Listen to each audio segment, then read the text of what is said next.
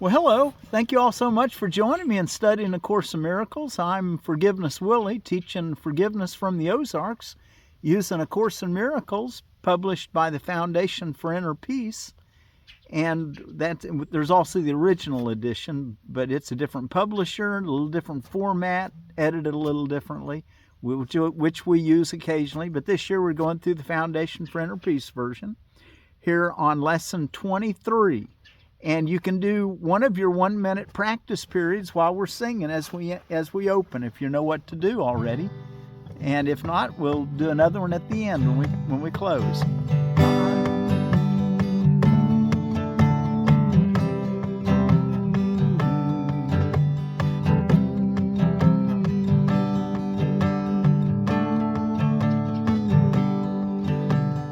I can escape from the world I see by giving up attack thoughts. I can escape from the world I see by giving up attack thoughts. Now you think of some attack thoughts. I can escape from the world I see by giving up attack thoughts about. Think about some things that you attack. I can escape from the world I see by giving up attack thoughts about. Fill in the blank.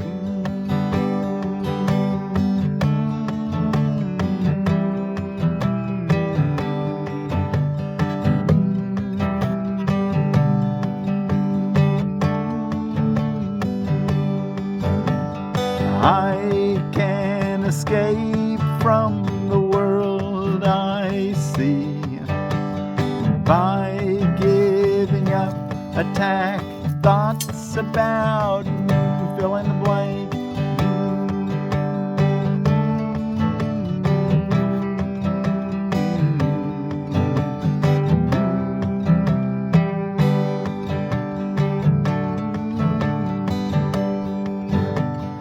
I can escape from the world I see by giving up attack thoughts about. You should be closing your eyes and you can just we'll do another one. I can escape from the world I see by giving up attack thoughts about. I can escape from the world I see by giving up attack thoughts about. I can escape from the world I see by giving up attack thoughts.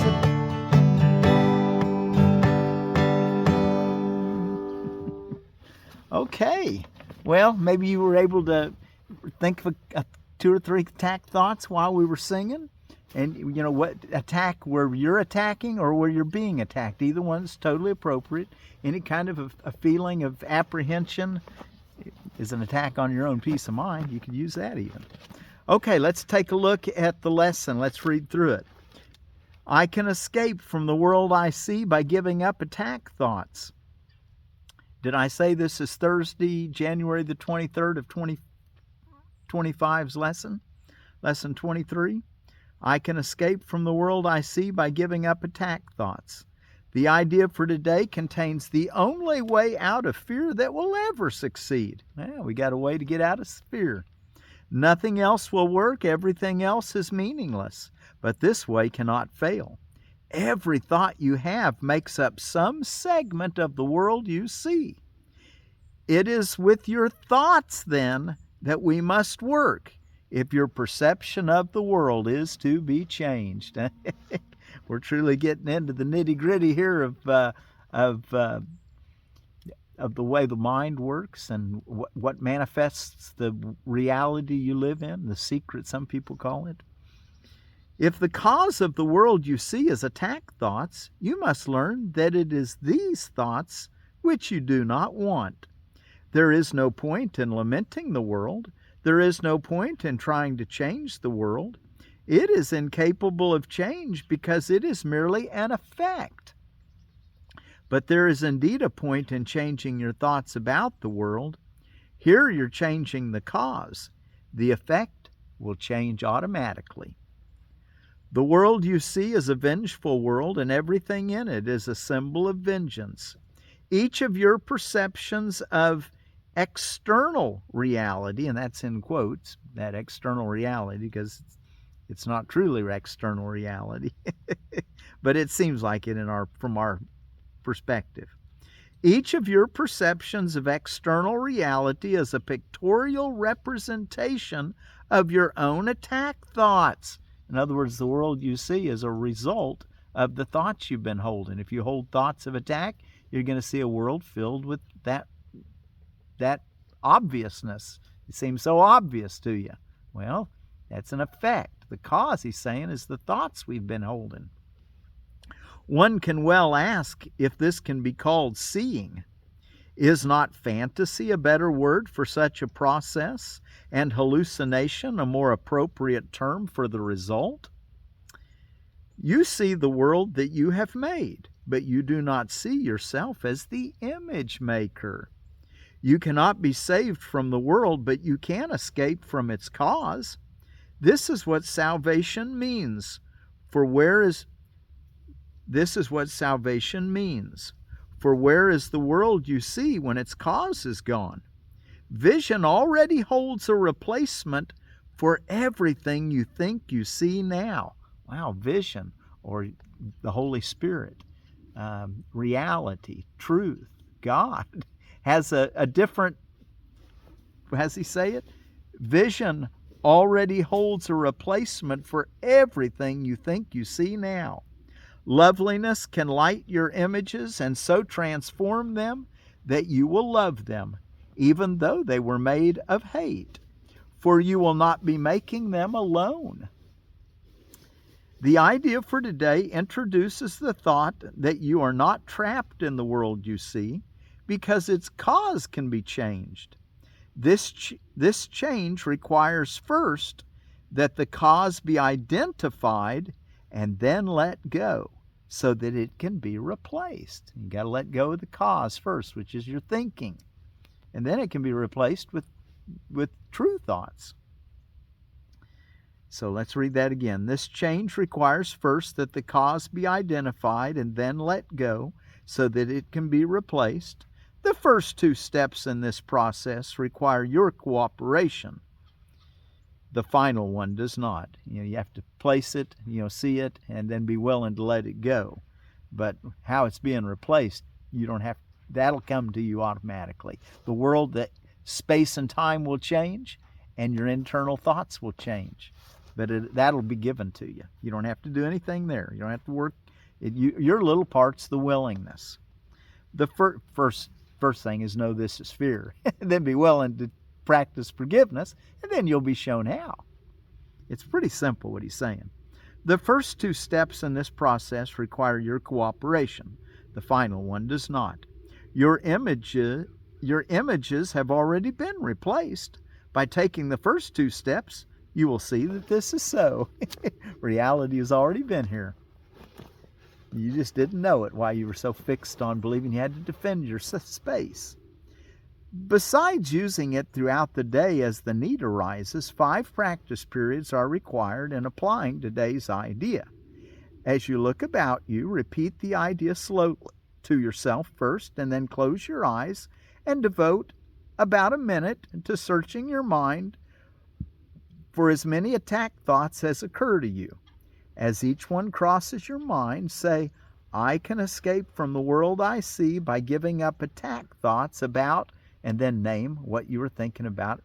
Some anger you have towards somebody that you think is angry at you, a war going on, whether it's in your personal sphere of feuds that's going on, or a world stage event, whatever is causing you a little discomfort and you don't particularly like it and it's conflicting, well, then use that as a subject. Pick 2 or 3 different things and be able to say, I can escape from the world I see by giving up attack thoughts about, and then name the thing and then go on to the next. Doing this all for 1 minute. You're not going to get too many, but do for 1 minute with your eyes closed. Now, I probably won't close my eyes because I want to make sure I hit the right chords when I'm playing my guitar.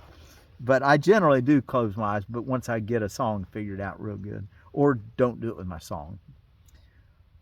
Hold each attack thought in mind as you say this, and then dismiss that thought and go on to the next. And the last paragraph. In the practice periods, be sure to include both your thoughts of attacking and of being attacked. Their effects are exactly the same because they are exactly the same. You do not recognize this as yet, and you are asked at this time only to treat them as the same in today's practice periods. We are still at the stage of identifying the cause of the world you see. When you finally learn that thoughts of attack and of being attacked are not different, you will be ready to let the cause go. The thoughts that are causing them. Okay, hey, and I wanted to mention yesterday's, we did the first practice period opening correctly, but the end one we didn't. There was one more. Did you all catch the thing that we didn't do together? Hopefully you all caught it and did it yourselves. That's why you got to kind of double check me when I forget a few things, which is a good opportunity for you to double check me and make sure that you got it down. But we didn't close after we named what I see as a form of vengeance, and we told ourselves I see only the perishable, and we're looking around and I see nothing that will last. What I see is not real. What I see is a form of vengeance. And then he said that at the end of each practice period, after the end of that minute of mind search or of observing, it was an open-eyed meditation or open-eyed practice period yesterday, we were supposed to close with this statement: is this the world I really want to see? I really was disappointed in myself for not mentioning that, but I thought, well, good opportunity to let you all know that I make plenty of mistakes, so be sure to check me out. And hopefully I'll be like a helper along the way, but I do make some mistakes, and that was one of them. Okay, let's go take a look at our text reading, and we're in chapter 3, section Roman numeral 5, Beyond Perception. I have said that the abilities you possess are only shadows of your real strength, and that perception, which is inherently judgmental, was introduced only after the separation. No one has been sure of anything since. I've also made it clear that the resurrection was the means for the return to knowledge, which was accomplished by the union of my will with the Father's. We can now establish a distinction that will clarify some of our subsequent statements. Paragraph 2. Since the separation, the word create and make have become confused. When you make something, you do so out of a specific sense of lack or need. Anything made for a specific purpose has no true generalizability. When you make something to fill a perceived lack, you're tacitly implying that you believe in separation. The ego has invented many ingenious thought systems for this purpose. None of them is creative. Inventiveness is wasted effort even in the most ingenious form. The highly specific nature of invention is not worthy of the abstract creativity of God's creations. Paragraph 3. Knowing, as we have already observed, does not lead to doing.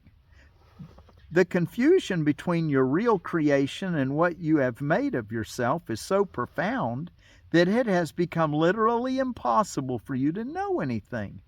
Knowledge is always stable, and it is quite evident that you are not. Nevertheless, you are perfectly stable as God created you. In this sense, When your behavior is unstable, you are disagreeing with God's idea of your creation. You can do this if you choose, but you would hardly want to do it if you were in your right mind. The fundamental question you continually ask yourself cannot be properly directed to yourself at all. You keep asking what it is you are. This implies that the answer is not only one you know, but it also is one that is up to you to supply. Yet you cannot perceive yourself correctly. You have no image to be perceived. The word image is always perception related and not a part of knowledge. Images are symbolic and stand for something else. The idea of changing your mind recognizes the power of perception, but also implies that there is nothing stable to know. Paragraph 5. Knowing is not open to interpretation. You may try to interpret meaning, but this is always open to error because it refers to the perception of meaning. Such incongruities are the result of attempts to regard yourself as separated and unseparated at the same time. It is impossible to make so fundamental a confusion without increasing your overall confusion still further. Your mind may have become very ingenious, but as always happens when method and content are separated, it is utilized in a futile attempt to escape from an inescapable impasse. Ingenuity is totally divorced from knowledge because knowledge does not require ingenuity. Ingenious thinking is not the truth that shall set you free, but you are free of the need to engage in it when you are willing to let it go. And of course, there's that phrase out of that Jesus had said, recorded in John chapter 8, verse 32, where it says, He said, you will know the truth, and the truth shall set you free. Paragraph 6. Prayer is a way of asking for something. It is the medium of miracles. But the only meaningful prayer is for forgiveness, because those who have been forgiven have everything. The only meaningful prayer is for forgiveness. Keep that in mind when you're praying. Once forgiveness has been accepted, prayer in the usual sense becomes utterly meaningless. The prayer for forgiveness is nothing more than a request that you may be able to recognize what you already have.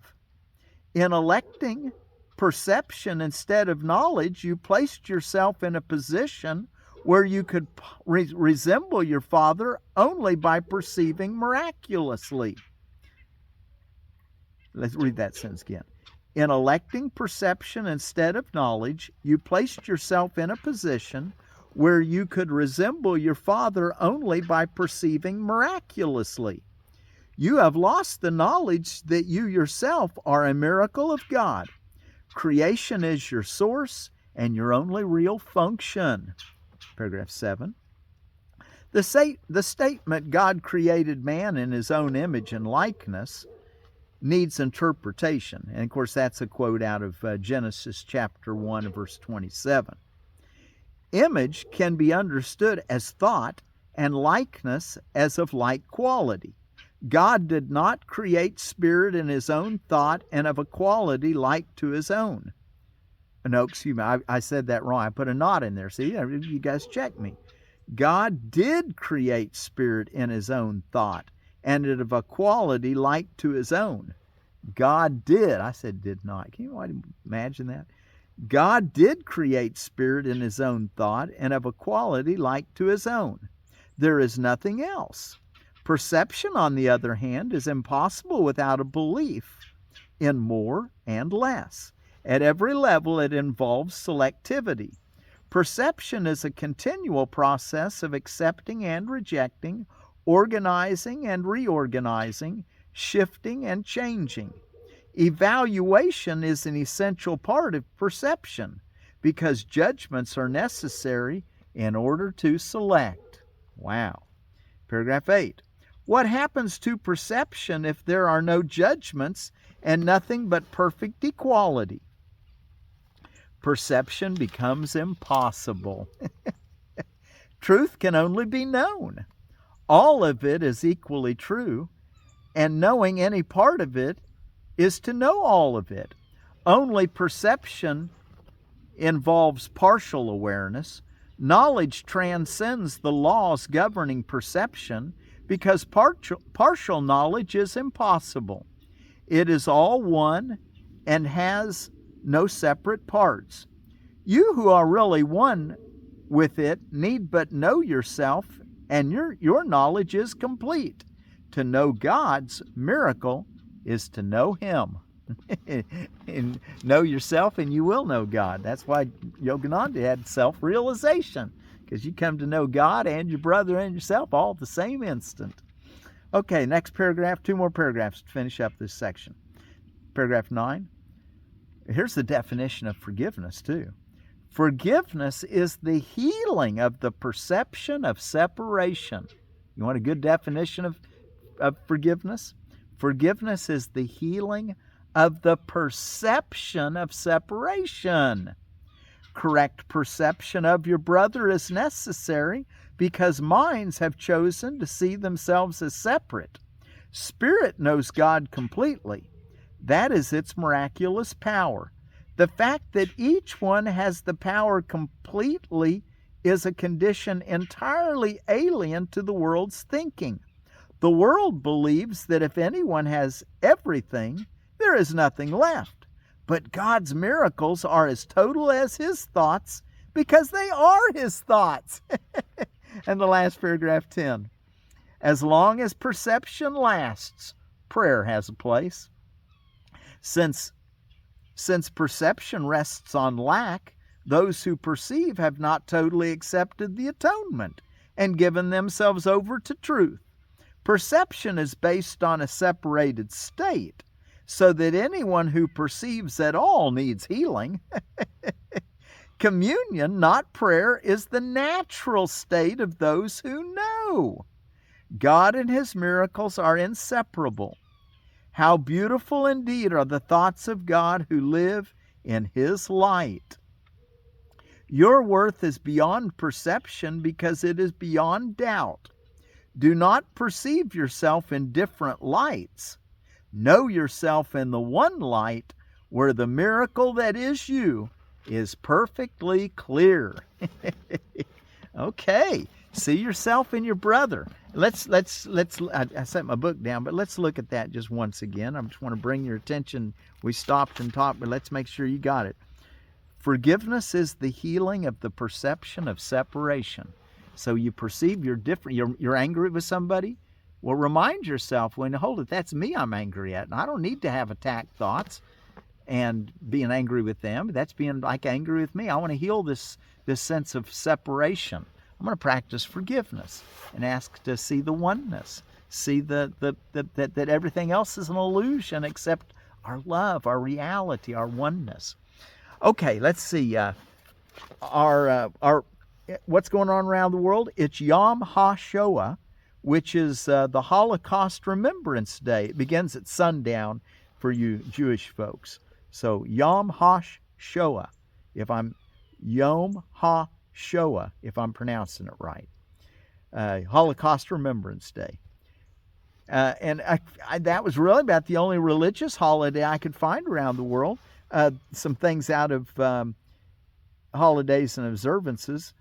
Clashing Clothes Day, Measure Your Feet Day, Handwriting Day, Women's Health Weight Day, Rhubarb Pie Day, the Rum Rhubarbarum. And it has a lot of health benefits. One of them I know that it's good for is inflammation. Anyway, as where people use it for that. I didn't do a little search into that. Let's see, our next plant out of edible landscaping is the John's Elderberry, which is a Sambucus canadensis. And it said of the John's Elderberry, produces more fruits and earlier than other varieties, very large clusters of medium-sized berries, especially good for jelly and elderberry elixir. Larger plant than Adams, pollinates with other native elderberries, very large flower heads, height 6 to 12 feet, space 8 to 10 foot circles, zones 3 through 9. And our word for peace today will be from our Choctaw brothers and sisters who were originally in the southeastern part of North America around, that'd be Alabama and Mississippi. Okay, well, let's see if we get plenty of time to do one more of our closing meditations. And this time when I hum, you fill in a blank of something that is an attack thought or an anger thought that you've been holding.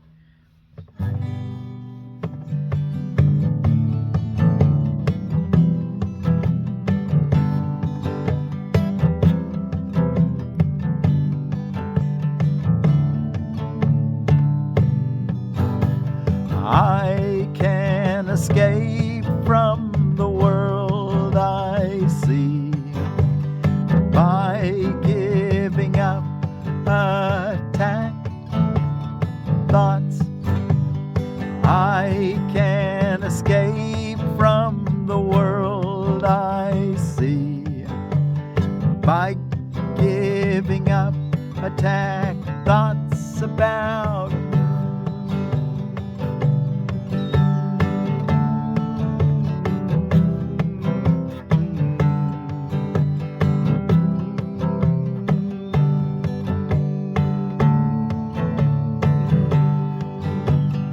I can escape from the world I see by giving up attack thoughts about. Now you should have your eyes closed and searching for different things that you're holding on as that you're angry about or that you see as an attack from something.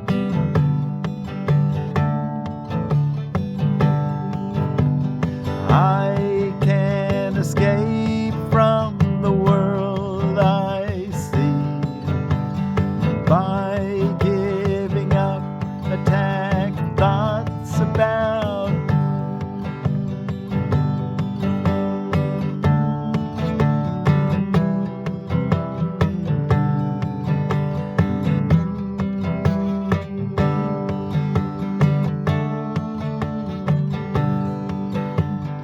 I can escape from the world I see by giving up attack thoughts about.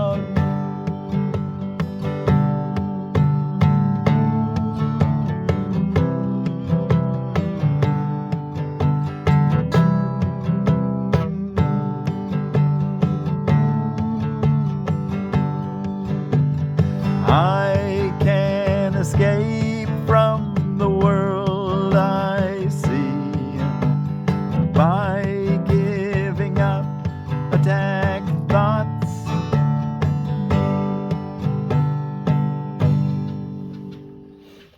Okay, well, if you were able to do a few of them right then, you got at least one of your 5 1-minute practice periods for today.